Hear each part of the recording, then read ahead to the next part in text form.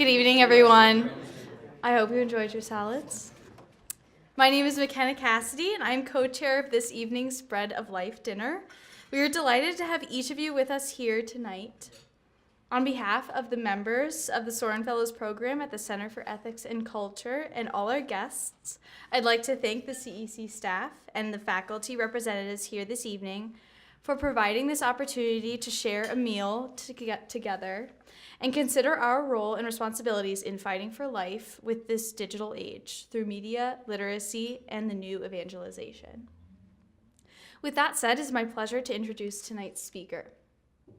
Professor Ernest Morrell is the Coyle Professor of Literacy Education, and Director of the Center for Literacy Education here at the University of Notre Dame. He was formerly the Macy Professor of English Education and the Director of the Institute for the Urban and Minority Education at Teachers College at Columbia University. He is also an elected member and fellow of the American Educational Research Association, a past president of the National Council of Teachers of English, and an appointed member of the International Literacy Association's research panel, and convener of the African Diaspora International Research Network. Professor Morrell's areas of interest include the teaching of English, the African diaspora, post-colonial studies, media and popular culture, and literature for children. In 2015, 2016, and 2017, Professor Morrell was ranked among the top 100 university-based education scholars in the annual EdWeek RHSU Edu Scholar Public Influence Rankings. He is also the recipient of the 2017 Divergent Award for Excellence in 21st Century Literacies.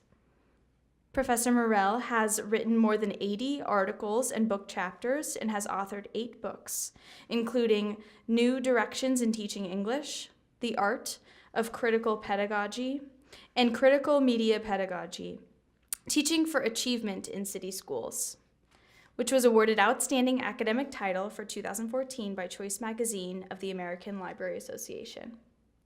Professor Morrell received his BA in English Literature from the University of California at Santa Barbara, and his teaching credential, his master's and his PhD in Language, Literacy, and Culture from the University of California, Berkeley, where he was recipient of the Outstanding Dissertation Award in 2001.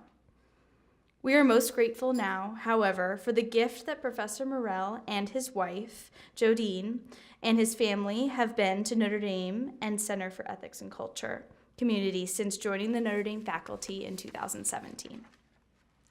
Professor Morrell is a member of the Center's Faculty Advisory Committee and has contributed to numerous Center-sponsored events. Most notably, he participated in a public discussion with Professor Paulo Carroza, Ross Douthat, and Father Julian Caron in fall 2017 to mark the publication of Disarming Beauty, a book in the Center's Catholic Ideas for a Secular World series. Finally, and especially important to us students, he and his family have even hosted a supper club for the Soren Fellows of the Center. I think tonight could count as your second supper club, Professor Morrell. I find Professor Morrell's words reflecting on why he was drawn to Notre Dame especially relevant to our time together this evening.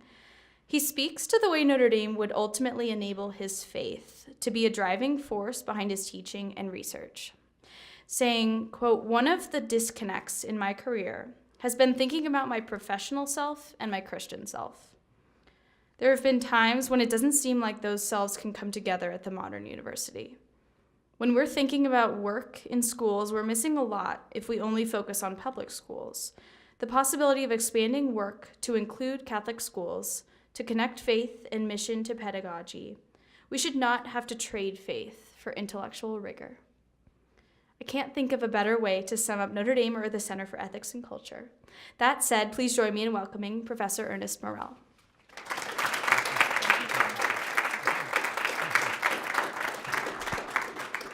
Thank you, McKenna, and good evening, everyone. I think I see all of our Supper Club alums here, right, that are all showing up. Yeah, so thank you for coming. Thank you for having me back. It's an absolute pleasure to be here. I'd like to thank the Center for Ethics and Culture staff. I see Margaret's here, Ken, Pete's here. I'd also like to thank Carter Sneed, who's not here, for having me. It's an honored to speak with you tonight at the Bread of Life dinner. I've had the opportunity to interact with many of you, and I hope there are more opportunities to interact with those in the room that I have not yet met. I have to say, as a faculty member, in the interactions with all of you who are Soren Fellows, and seeing you from afar, you are a very, very impressive group. I say the Soren Fellows are the Green Berets of Notre Dame. You are like soldiers for the gospel. I said, maybe they're the Navy SEALs. Like maybe they're actually the Green Beret Navy SEALs of Notre Dame. But you hold a high standard for what it means to be intellectual and Catholic and young and on fire for the gospel. So thank you for that. We notice. So the title of my talk, as you know, is Fighting for Life in the Digital Age, Media, Literacy, and the New Evangelization. What I hope to do is begin an ongoing conversation about the role of media in shaping young people's attitudes towards sex, procreation, and in facilitating millions of unwanted pregnancies that often end in abortion. My working hypothesis is that changing young people's attitudes toward the media they consume will lead to changes in behavior, significantly reducing the number of unwanted out-of-wedlock pregnancies. To do that, however, we have to ponder what it means to develop what I'm calling a Catholic media literacy or a pro-life media literacy, and what it means to teach others in that way. In order to understand the significance of developing this pro-life media literacy, we need to understand the importance of literacy in general to our quality of life on the planet. And that's the work that I do largely in literacy studies, along with Jodine and others in the Center for Literacy Education. In his slave narrative, Frederick Douglass has stated, "Once you learn to read, you are forever free." It was as an English teacher in an inner city school in the early 1990s that I became convinced of two things that have shaped my life over the past 26 years. One, literate trajectories shape social trajectories. Without powerful literacy skills, students, their families, and their communities don't stand a chance. And two, those who disseminate knowledge impact not only how people think, but how they act. I became obsessed with improving the literacy and learning outcomes for our most vulnerable populations, and with sharing research-formed ideas about the best ways to transform lives and communities through literacy. As a scholar, I am interested in how literacy is learned in families, communities, and cultures, how literacy is taught effectively in formal institutions like schools, and the work that teachers and others do together in literacy classrooms. I'm also interested in how schools or other institutions create powerful literate trajectories for these students, families, and members of the community. And by literacies, I don't only mean ways of speaking and reading and writing that lead to academic success, but also, and in this case for us, a rereading of the self and the world. In my work, I think of these literacies as literacies of radical self-love and social consciousness. Part of this reading for me concerns reading the media and considering what it means for vulnerable populations to read the media powerfully as an act of love. The expression "we are what we eat" is literally true when we consider the metaphor of consumption to describe our engagement with the media. I've often looked at how individuals are constructed through media discourse. Our very sense of ourselves, of our world, is shaped by the information we encounter through the various texts that we confront on a daily basis. We encounter discourse through schooling, through government, through the media, as well as our families and faith institutions. But by far, the shaper of discourse increasingly becomes the media. Media have values, and increasingly, media carry anti-Catholic, anti-life values with far-reaching consequences for our young people and for society at large. For example, and I don't mean to pick on people who listen to hip-hop and rock music, but when was the last time you heard a hip-hop or rock song that encouraged monogamous, God-filled relationships? Think about that. Think about, the music, and I'm going to have you do this as an activity, in your iMusic library, right? And think about the films that are in your Netflix library, whatever they call library, and what the values are, right? Media promote free sex without consequences. How often, and we can certainly document this, do we find in TV shows, films, and other forms of popular culture examples of teens engaged in promiscuous and dangerous activity? But how often does one see a serious discussion of sexually transmitted disease or teen pregnancy? No one pays for their actions in popular culture. They're actions without consequences. So our young people mimic the actions they see and hear about on an hourly basis, and they often face consequences they don't expect. and that their music libraries and Netflix accounts do not help them to process. What we need in response to the anti-life media discourse is a promotion of a pro-life media literacy and a pro-life media literacy education. By that I mean we need to ask ourselves, what does it mean for us to be better and more conscientious readers and authors of media? And what does it mean for us to teach others to do so? I'm largely influenced by my colleague at UCLA, who's a media theorist, Doug Kellner. He identifies 4 approaches to the study of media that I think are important for us if we're going to be media evangelists for pro-life causes. The first approach is what he calls the Protectionist Approach. It stems from a fear of media, and it aims to protect people against the dangers of media, and it really values returning to a classic print culture. In my classes, I often call this the head in the sand approach, right? Media are horrible. You go, la, la, la, la, la, I don't want to hear it. I don't want to see it. You stick your head in the sand and say, I hope it goes away. And we go back to reading Homer's Odyssey or whatever it is that we were doing before, radio and television came along. Obviously, I'm not a proponent of the protectionist approach. I don't think it works. The second approach we call kind of media arts education. So young people are taught to value the aesthetic qualities of media and the arts while using creativity for self-expression. It's very good for voice. In other words, the media are a source of production. So you tweet or you blog or you make iMovies, whatever it is. But the idea in that approach is limited because it doesn't account for you as being a reader of the media. Media are not just artifacts you produce, they're ones that you consume. The third approach really focuses, it's called the media literacy movement, expanding communications competencies to include multiple forms of media. Again, it's good for helping young people to be producers, but it lacks a focus on reading media more astutely. Now, the fourth approach for Doug Kellner is what he calls a critical media literacy, what I'm calling a pro-life media literacy. So I'm borrowing some of his language. It includes aspects of 1, 2, and 3. So we want people to be skeptical of the media. We want people to understand that the media are a place for creative expression, and we want them to have the technical skills to be able to produce. But we also want to focus on analyzing media representation along crucial dimensions of Catholic social teaching and our pro-life platform, including attitudes toward the Catholic faith, attitudes toward marriage, attitudes towards family, attitudes towards relationships, toward the body, and life issues from conception onward. And this approach also incorporates alternative and social media production and distribution, right? So it's about understanding and in some cases debunking larger media narratives, but also having a set of technical competencies. As I say, you can speak the truth to power, right? So it's important to be able to say this is what we don't like. But if you don't like the media we have, develop the skills to create another, right? What we would call a counter media, but what I'm calling today a pro-life media. So obviously I choose number 4. For its focus on analysis, critique, and countercultural media production and distribution. So I'd like to turn to thinking about what media literacy education means and how this connects to the new evangelization and the charge from Pope John Paul II. To say that we live in an age of media saturation is a gross understatement. Children today spend more time consuming media than they do in class or asleep. Right? The media experience with the media for kids can be upwards of 7-8 hours a day. The American Medical Association and the American Academy of Pediatrics have spoken out on the negative health outcomes associated with overexposure and uncritical assumption of mainstream media. Some of these outcomes include obesity, sleep problems, depression, anxiety, eating disorders, and propensity toward violence to the self and others.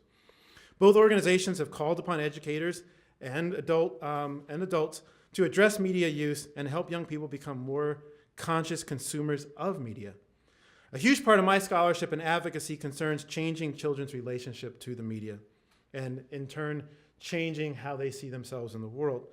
The work that I and Jodine and the Center for Literacy Education do involves school leaders, teachers, parents, and others, and we work with them to help monitor children's exposure to the media, both to curtail that exposure but also to help students to ask critical questions of the media with which they interact. Some of the questions that we encourage students to ask, and I'll be encouraging you to ask some of these questions of yourself, considering the notion that all media have values. Everything on your iPhone or your Samsung or your tablet or your computer or your email that you consume has values. None of it is neutral. So the first question is, what values or ideas are promoted? What does it mean to be normal or cool? They all offer a value proposition of what is cooler or what is more desirable than something else? What does it mean to have power? What does it mean to be desired? Who is marginalized and who is, in academic language, we say othered, but when I talk with the kids, who is not cool, right? So the example of hip hop or rock music or the Netflix movies, there's some notion of a cooler activity, a cooler behavior. Normally that notion runs counter to our life values, right? If we want to call it out for what we see it. Another set of questions concerns how is an audience constructed and what you are being led to believe.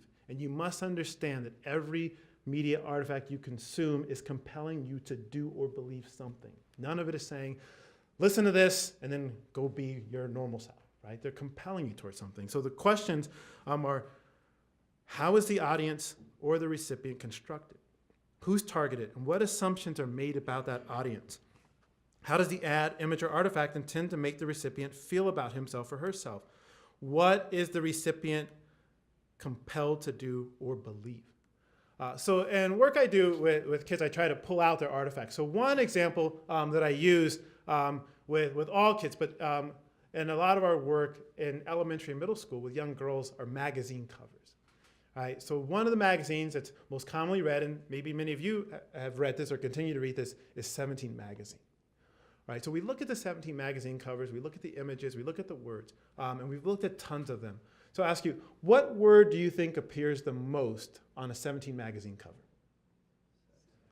Sexy's number 2. I hear people mumbling. Come on, you got to use your classroom voices. What word appears the most? So sexy's number 2. Well, let's see if we can get 1, 2, and 3. Whoa. 17. 17 magazine, yeah. Oh, so 17's on there, right? So there's always 17 is on there, but this number 1 word is on there as much as 17. So we got sexy. That's one of them. What are the other 2? Self. Okay, self. Some concept of self. Pretty is number 1. Pretty is number 1. Sexy is number 2.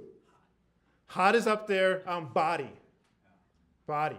So hot is on there. Something about guy is on there. Something make you insecure about yourself is on there. Being the object of attention. But pretty, sexy, and body is what we are preaching to our young girls. Now, the average reader of a 17 magazine is a 12-year-old. And you think about that, right? What are we telling this 12-year-old? She's pouring through the covers and like figuring out, how can I be as beautiful as ever's on the cover, right? What mascara, what eyeliner? I'm going to be out of my depth talking about lipstick, earrings. Yes, I'm good. You know what I mean? The stuff, right? All the stuff that is, advertised in that magazine. So we talk about what that means, right? There's nothing, and I mean nothing, on the cover of a 17 magazine that talks about being smart or being courageous or being filled with faith or standing up for what you believe in, right? And I'm not saying if you've read 17 magazine, you should go to confession right after this. All I'm saying is that if you're only reading 17 magazine and no adult is talking to you about this, you have a notion of being a young girl that leads you, compels you into dangerous sexual activity. And we know this, right? We know this. We use other examples too. One example I use a lot is Grand Theft Auto, and I use images of masculinity in video games and in music culture. So, an image I use a lot is of a particular artist. I won't name him. When I show the image, everyone knows who he is. And he's not clothed from the waist up. This person is wealthy enough to be able to afford shirts if he wants to. But in this particular image, he decides, I'm not going to wear a shirt, but I am going to wear bling, like a cross, ironically, a diamond cross, and a gun that is as big as his head. Right? And it's aimed at the camera. And so I think about, how many of our young men are looking at this image and thinking about, I need to be violent in order to be a man. And then what is the victory? What is the prize of that violence? It's money, right? And what does money get you? It gets you power and it gets you women.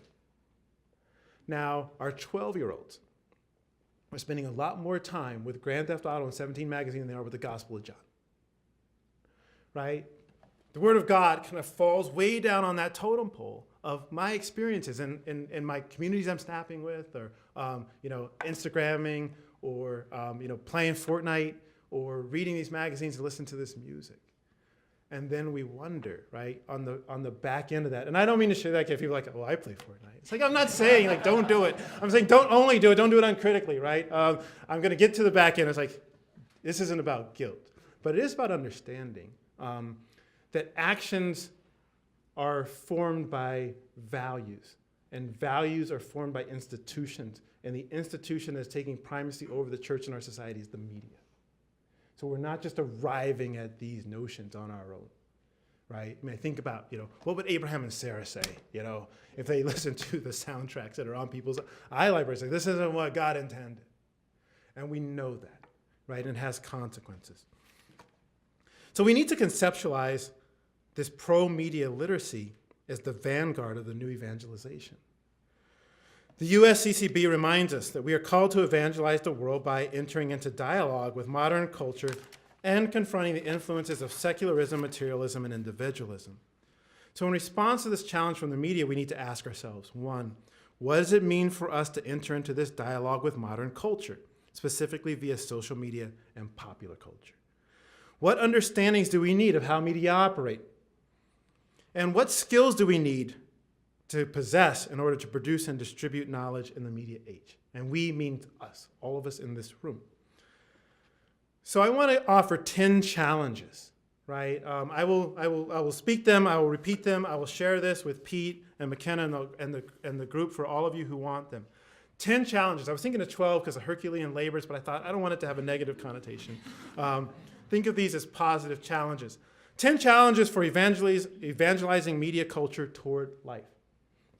Number 1, take your phone, all of your electronic devices, and make a list of all the media you've engaged since November 1st. That means all of your emails, all of your tweets, all of your posts, all of your snaps, all of the music you have listened to, all of the shows that you have downloaded and watched. Analyze this content for what it says about life. I'm not asking you to completely kick the habit of consuming bad media. Just track your habit. But also track the positive media you have consumed during the same time and identify what makes it positive. Number 2, this you can do individually or collectively, and I'd love to see Center for Ethics and Culture, Carter, I'd love to see you do this with the Center for Literacy Education. You or let us establish a rating system for films, TV shows, and popular music, apps, etc. on life issues that you can share with friends. This one gets a D. Right? I'm telling you right now, a lot of the stuff in the iMusic library, my kids, gets a D.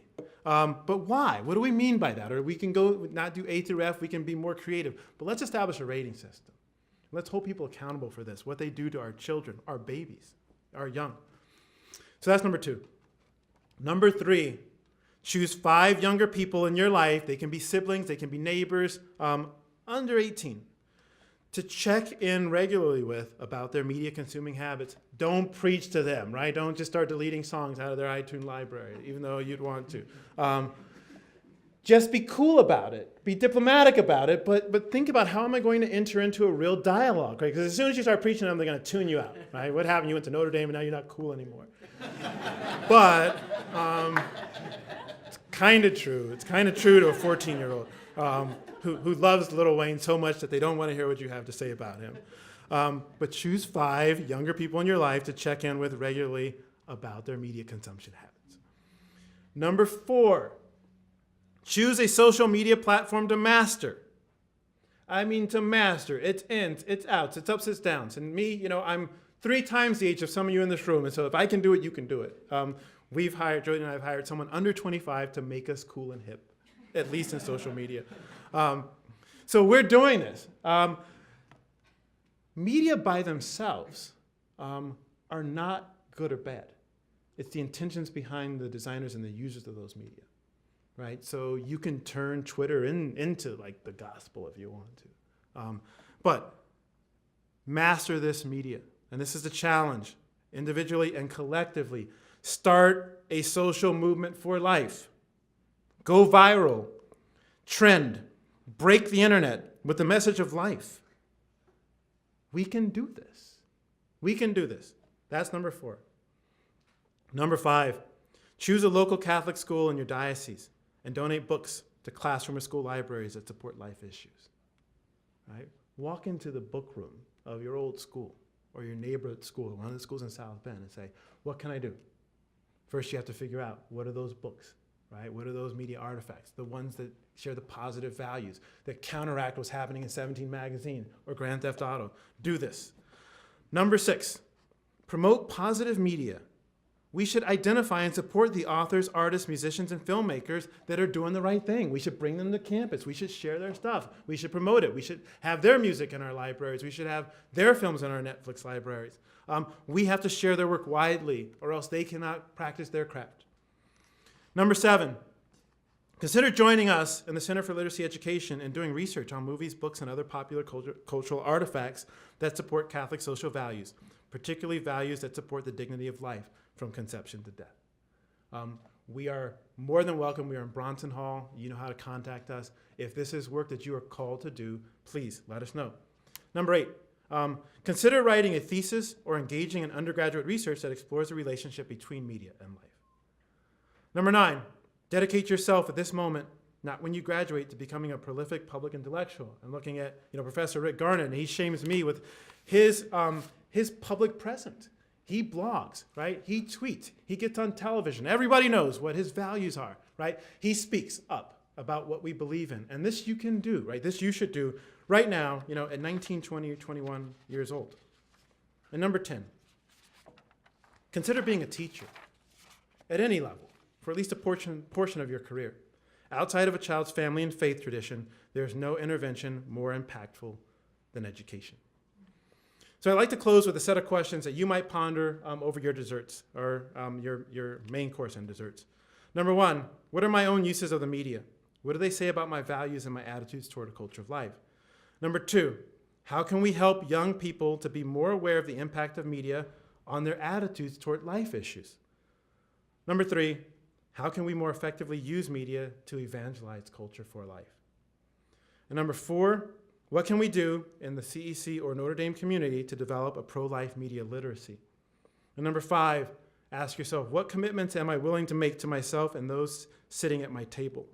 What commitments am I willing to email to Professor Morrell to be held accountable? And I will hold you accountable. So I'd like to conclude by thanking you for your attention tonight. I want to thank you for your pro-life witness. I want to thank you for your relentless energy for good. You all are lights in the world and in our world at Notre Dame, and for that, we are eternally grateful. Thank you.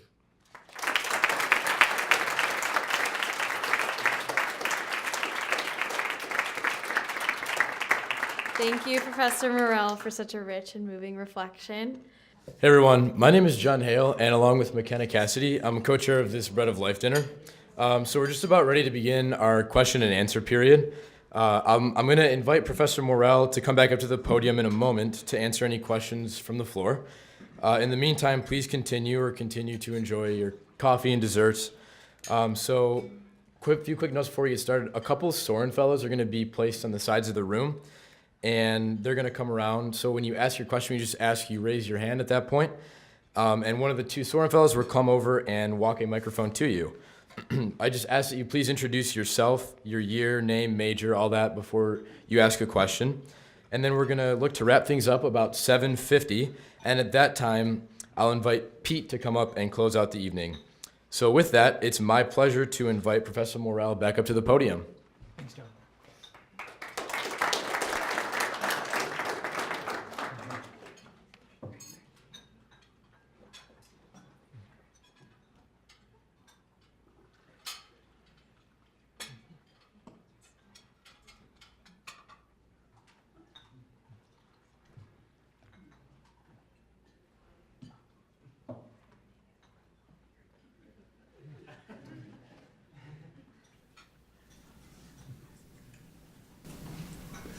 Hi, Professor Morrell.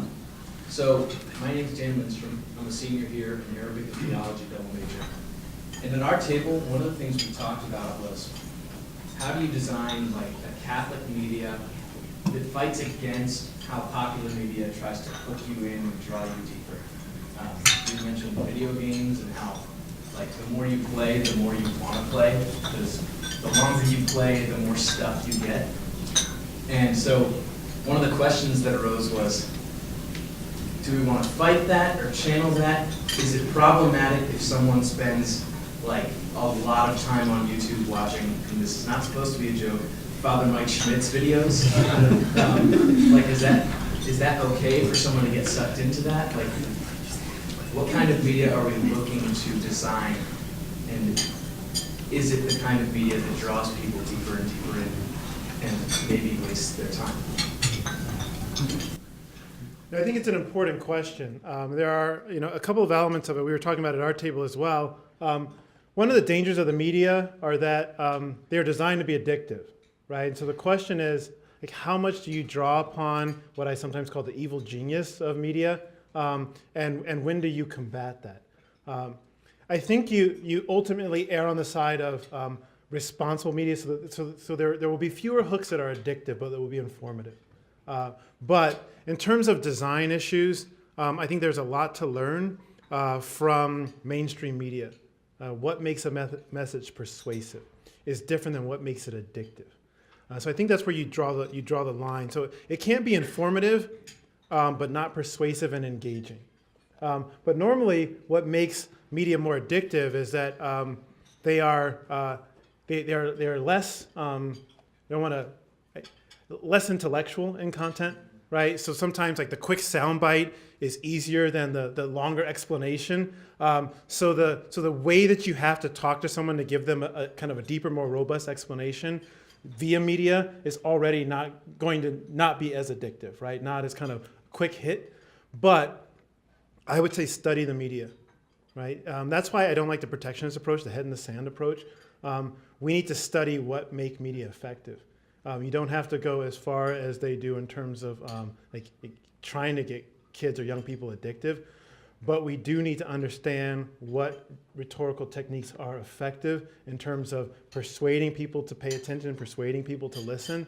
A lot of times, I think we're getting much better at this, but media that were considered, socially appropriate were boring as anything.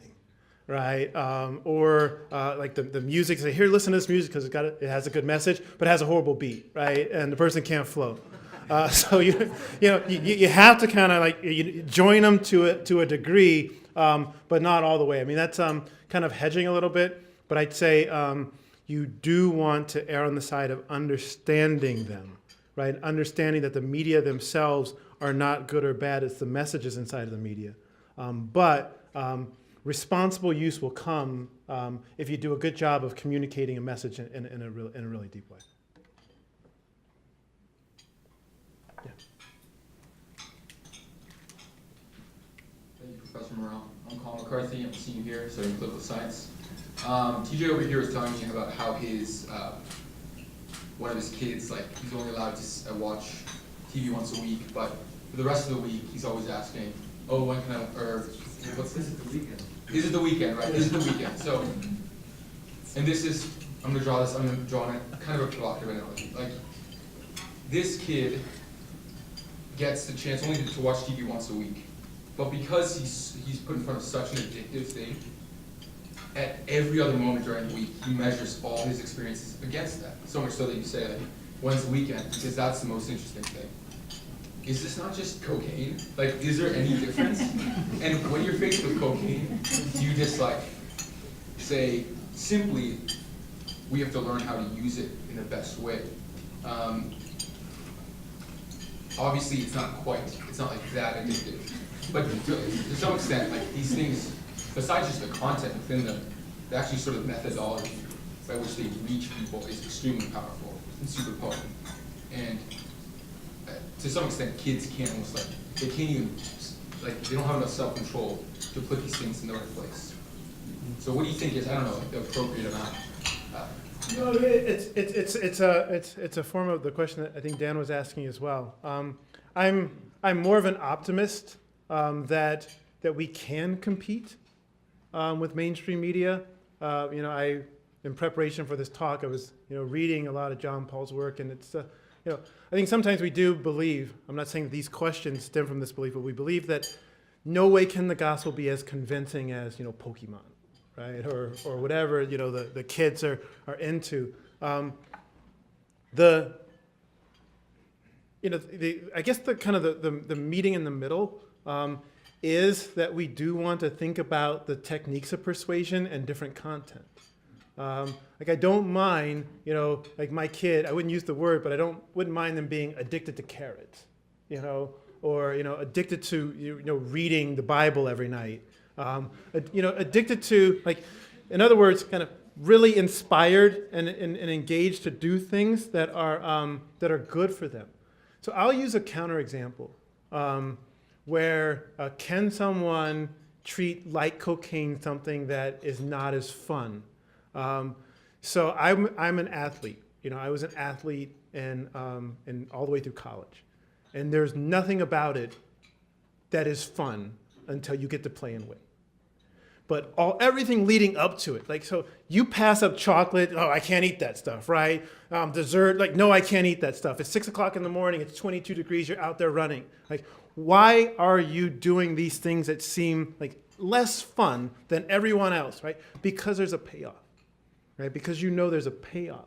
So the difference between, just the, like the cocaine example or the, addictive media example is that we have to believe that if we sell kids on the payoff, they will do this, right? They will engage in these ways that may seem like that there's a delayed gratification. Delayed gratification, there's been a lot of research on that in education. Why does the one kid decide not to go and play with their friends and do like dangerous things and to stay in the house and to study? Because they know there's a payoff. Right. So part of, I think this was in Dan's question, can the media actually be entertaining and educative, right? So we want to do both. You want to educate in the media about the benefits of this alternative media, right? So for kids, like, why should you play this, kind of values-oriented game? And I actually have students that create these games. The games are engaging, maybe not as engaging, as some of the like Fortnite type games, but they're engaging and they're also educating kids about why this different kind of game is better. So you get to have fun and the payoff. I believe that most kids know that there's no good payoff to the addictive media, but it's there, right? Just like the kid knows, if someone's letting me eat all the cake that I want to, they don't really care about me. I have to eat vegetables, right? I have to do these things that are good for me, right? Can we make the vegetables taste good? That's the only thing, right? That's all I'm saying, right? Can we make them taste good? And then they will be consumed, right? They will be consumed. That's why I'm an optimist, right? We can do this. We can present media in a way that is palatable and values-oriented. And that will be competitive with the media that is addictive and has no values that the kids really believe they should hold. If we don't believe that, I believe it's kind of questioning the sellability of our faith tradition. Right? We've got to believe that good is better than evil. Sometimes evil is more fun, right? And the kind of things that I'm talking about that we shouldn't be doing seem more fun, but we know that there's no payoff to them. Part of a premise of pedagogy is a belief in the person you're teaching. Right? If you do not believe in them, if you do not believe in their reason, it is difficult to effectively teach them. Now, we are up against it, right? I'm not saying that we aren't, right? Because we're way behind on the, kind of to use my analogy, the tasteability of what we're offering, right? We're just saying, eat them, they taste horrible. So we've got to catch up and really understand how media work if we're going to be serious in the evangelization of culture, right? We need some of you to become filmmakers, right? We need some of you to become artists, right? We all need to be public intellectuals that master the social media. And if we can do that, we have to believe in the power of the message. But I totally agree that it is not an easy task, it is a daunting task. But I believe in the kids, and I believe in us, that we will get this right. Most of all, I believe in my faith, and I believe in the truth, right? And the truth has to be stronger. It may seem like a Pollyanna statement, but I believe that. And I believe the kids want the truth. They don't want to be left alone. They don't want to be given permission to do the things that we give them permission to do because something inside of them is saying that it's wrong. I'm thinking about Paul. It's like sin is when you know that you're not doing the thing you're supposed to be doing and that separation from God and you feel that that is sin. The kids know that. But they also know that this generation of adults is letting them get away with it. So if we have like the good vegetables media, kids will be drawn to it. I'd love to play that out as a thought experiment, see what we can do together. And I think there are a lot of examples out there of how to make it work.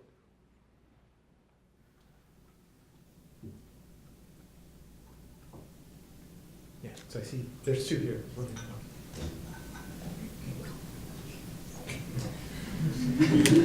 You go.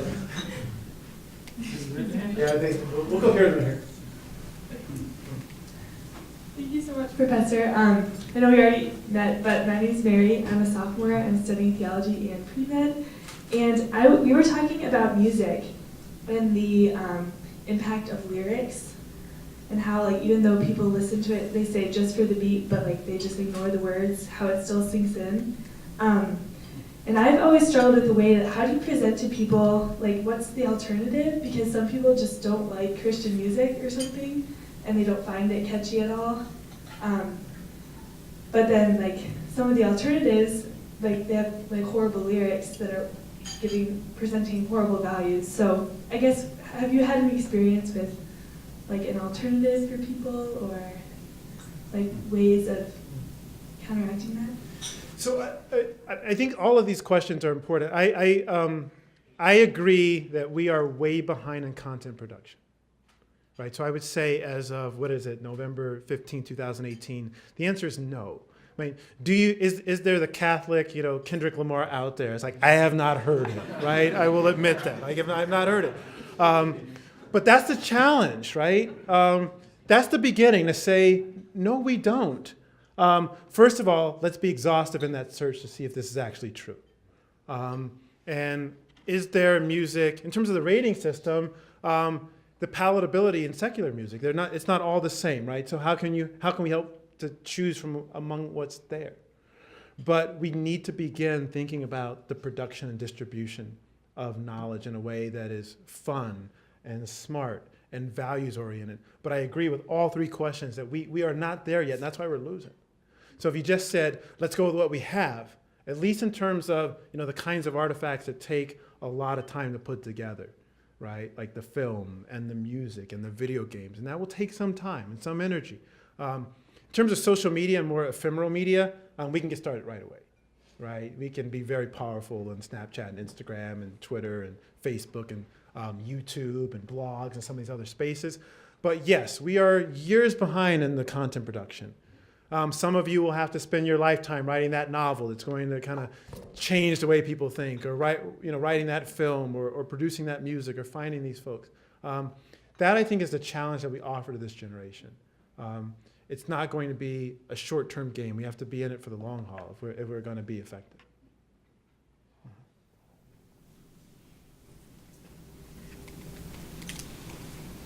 Thank you, Professor Morrell. My name is Noelle Johnson. I'm a junior theology major. And my question is, so I do read 17 magazine, I guess I'll admit, and I read Teen Vogue as well. And something that I've noticed is there seems to be a movement beyond just the sort of superficiality of beauty and being sexy, and more of an emphasis on loving your body, but also a viewpoint very influenced by liberal sexualities in that sense, like promoting contraception, like you do you sexuality, but it's all framed in very positive terminology, and it's beyond that superficiality, and it's that emphasis on like you're worth it, you do your identity. So I'm wondering, how do we combat a media and magazines like this, which they seem more positive, they've gone beyond superficiality, but it's still like a worldview that's totally opposed to a Catholic understanding of who we are, because we can't just say, oh, like they're just focused on beauty, they're just focused on these things that don't really matter anymore. Yeah, it's an important question, and I would say that there have been some gains, right? I mean, there have been people who have been at this for some time, and you can see some difference, and it's kind of a multi-front approach. So one of the things you want to do is you do want to engage the 17 magazines and these other sites. You want to engage the video game makers. You want to engage producers. We do that work at the center, in some of the professional organizations I've been in. So we have been doing that. So I'd say it's kind of a both and. We should fight for those gains because young people are going to be consuming those magazines and those media artifacts, and we should hold them accountable at the same time that we're trying to produce other kinds of magazines, other kinds of media that are more explicitly pro-life in their value orientation. But that you can see, how you can have impact if you put pressure on even major media producers. And so I would say there is more of a conversation about that, particularly around gender, that you might not have seen 8 to 10 years ago, and that's very important. I'd say the 17 magazines and other media producers are still far behind on the life issues, right? And so one of the things you want to say is, pro-life teenagers are reading 17 magazine too, right? And so it's not about putting them out of business, right? But it is about engaging in a conversation with them. So I would say it's not an either or. We want to do both. We want to take on and even engage. I mean, I don't want to make it seem like it's a war, it's a battle. We want to engage media producers, and we want to also produce our own media as well, right? Some people will choose to spend most of their time on one, some will lean toward the other.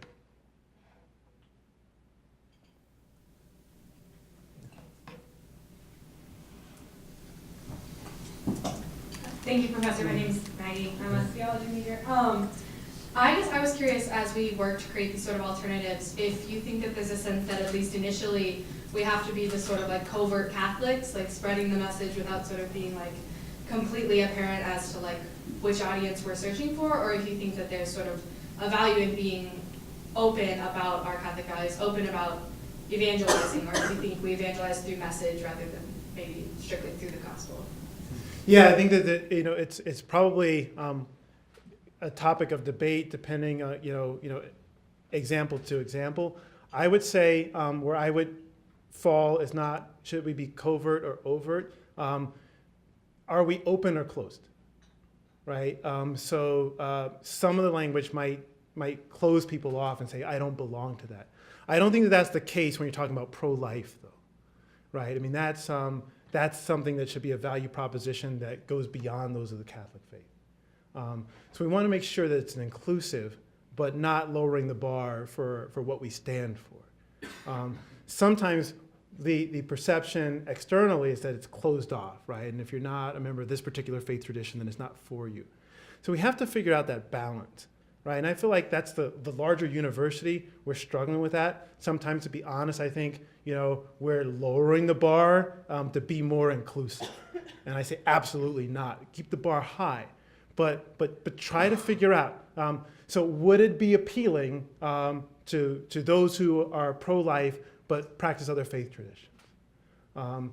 Do we have to be sensitive about the language that we use, right? So I would argue an ecumenical pro-life approach makes a lot of sense, right? Because we want to build around the life agenda. But absolutely not, Maggie, we're not lowering the bar. Right, and I feel like we need to hold ourselves accountable. We need to hold our university accountable because that's the tendency, right? People aren't going to like it if we tell it like it is. We want to tell it like it is. We want to be very, very inclusive with the widest open arms to kind of bring people into this dialogue with us.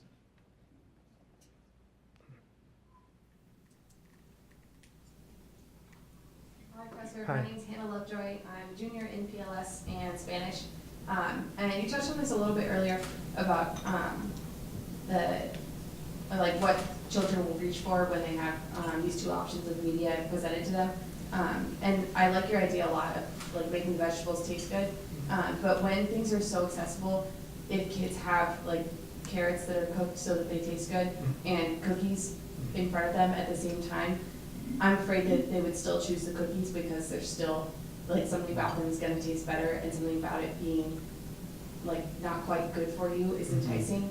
And is that something that we can overcome, or is it like rooted in our nature? Because looking way back at the fall, I'm sure the carrots in the Garden of Eden tasted great, but they still, Adam and Eve still chose the one that was a little bit, that had like this twinge of like forbiddingness to it, and they still chose that. So is there a way that we can overcome it?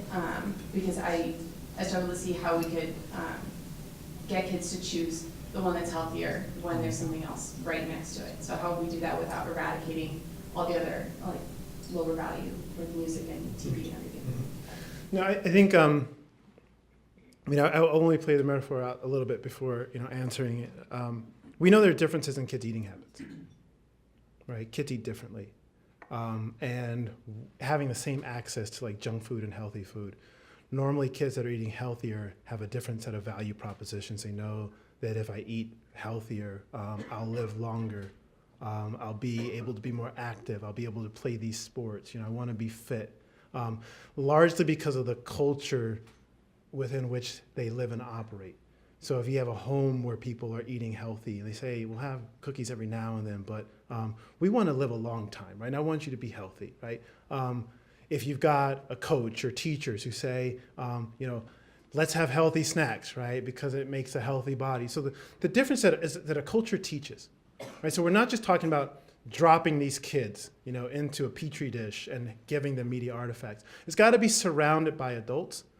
You all, our faith leaders, parents, teachers, handing media and culture, right? So media culturates, but it isn't the only culture, right? So I think about, my own children or my own students, when we're talking about, what you should consume back into the media metaphor, we talk about values, right? We talk about respect for your body, respect for others. We talk about the consequences of dangerous sexual behavior. We expose kids at a very young age, right? As young as we're able to get to them, what it means to see your body as a temple of God. We talk about, the danger of cookies per se, right? We have to let young people know, I know you think that it's fun, right? And I know you think that it's okay, but there's a connection, right? I think that the synapse here is that many young people believe that they can listen to the music, as you were saying, and just hear the beat, that it's not affecting them, right? That I don't get my values from the media, I get my values from my parents or my priest. But we know that's not true. So the question is not just creating the media artifacts, it's how do we evangelize, right? How do we do that as a faith community? How do you do that as an individual? How do I do that as a teacher, as a parent, as a sister, as an aunt? We want to do both, right? Or else you're right, it's not going to work. All I'm saying is that if we do both, I have faith in the children because I have faith in the truth. But we have to do both, and we have to make sure, right, that the media we're creating, the content, we bring it online, that it's engaging, right, that it's responsive, that we do a lot of work in terms of testing it to make sure that it's something that the kids want. But at the same time, we have got to preach to them kind of the evils of the media, that it's not understood by kids. They wouldn't necessarily engage in activities that they knew were that bad for them. This works, right? This is work that many of us have been at now for a quarter century. And we know that a change in kids' media habits changes their health, changes their well-being, changes their sense of self, changes how much sleep they get, changes how violent they are, changes their sexual behavior. So it's not as though we're at day one with this, right? In terms of mapping it onto a pro-life agenda, I feel like we're at the very beginnings of this. But it can work, right? If those media artifacts are surrounded by what we call a pedagogy of life. So that's why the challenge is think about the kids in your life, right? Think about the students in your hall. Think about what CEC and the Soren Fellows can do at the University of Notre Dame. This can have a tremendous impact on social attitudes and behaviors, right? If we get this right, we could be looking in the rearview mirror of a lot of dangerous behavior that has led to, just a proliferation in out-of-wedlock pregnancies. I actually think we've turned the corner. But if we can get a handle on, especially if I had to focus on an age group, I'd say if we could get kids 15 to 18, right, to monitor their media behavior and commit to celibacy, we would change our society almost instantaneously, right? It's that age. So up to 13, the behaviors aren't as extreme. When people reach 18, 19, they have their kind of brain matures in a different sort of way. But 15 to 18. Right now, we're at a battle for that age group. And they're all in school, right? So if we focus on our Catholic schools, we started there and started thinking about media use and values, you'd see a big difference. And we focus on the public schools, high school age kids, changing their behaviors, changing their engagement with the media, you'd see an immediate change in outcomes. Not just around sexual activity, you'd see a change in terms of drug use, alcohol abuse, you see a change in terms of violence. When we have kids just ask a few simple questions like the ones I gave about media as it pertains to violence, they become less violent in their actions. So this can work, right? But it's got to be the artifact and the conversations around them. Everyone, I think we're out of time for tonight. Please join me in thanking